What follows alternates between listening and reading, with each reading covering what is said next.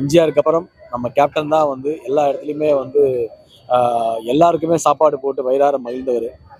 So இன்னைக்கு captain இல்லைன்றது வந்து அது வந்து அந்த மாதிரி ஒரு வார்த்தையை சொல்ல முடியல. ஏன்னா என்னைக்குமே அவர் இருக்காருன்னு தான் நான் நினைக்கிறேன். கேப்டன் வந்து என்னைக்குமே இருக்காரு. நம்ம எல்லாருடைய மனதிலையும் உள்ளத்திலையும் நம்ம வாழ்ந்துட்டு தான் இருக்காரு. குறிப்பாக எங்களை மாதிரி நடிகர்களுக்கு கேப்டன் என்னைக்குமே எப்பயுமே வந்து எங்களுக்கு ஒரு எனர்ஜியான ஆள். ஒரு ஹீரோ, எங்கள் எல்லாருக்குமே ஹீரோ. ஏன் எல்லா மக்களுக்குமே ஒரு ஹீரோ தான், பட் எங்களுக்கு ஸ்பெஷலான ஒரு ஹீரோன்னு நான் சொல்லுவேன். அதே சமயத்தில் எங்களுடைய படம் அக்யூஸ்ட் இன்னைக்கு வந்து 25வது நாள் இன்னைக்கு ஓடிட்டு இருக்கு. அது வந்து எனக்கு வந்து கேப்டனோட ஆசீர்வாதம் தான் நான் நினைக்கிறேன்.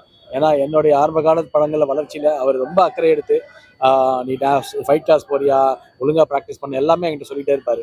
இன்னைக்கு இந்த வெற்றியை, அக்யூஸ் படத்தோட வெற்றியை நான் அவருக்கு தான் சமர்ப்பிக்க ஆசைப்படுறோம் நாங்கள் எல்லாருமே, எங்கள் டீமு.